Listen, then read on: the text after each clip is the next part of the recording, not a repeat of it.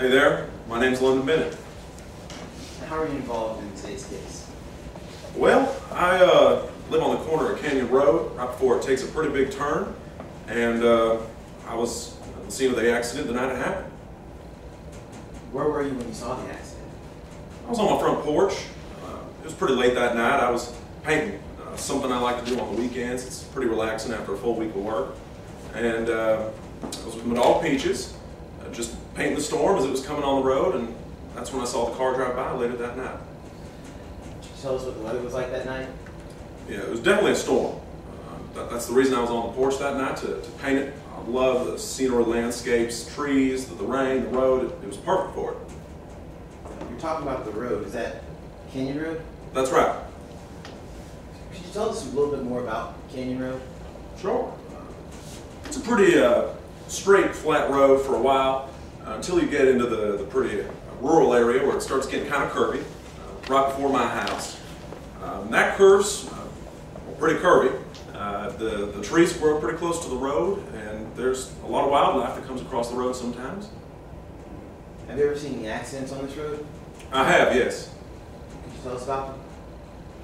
Well, there's not a lot of traffic on the road, but I see a lot of fender benders and a lot of near accidents when cars are going way too fast, almost drive off the road.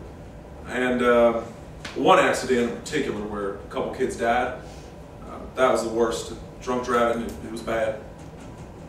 Could you tell us a little bit more about the accident that you saw on September 24th? Sure. Like I said, I was painting a little bit after midnight. The rain started coming down pretty hard, and that's when I saw a car zoom down that road faster than it definitely should be going any time of the day. Objection.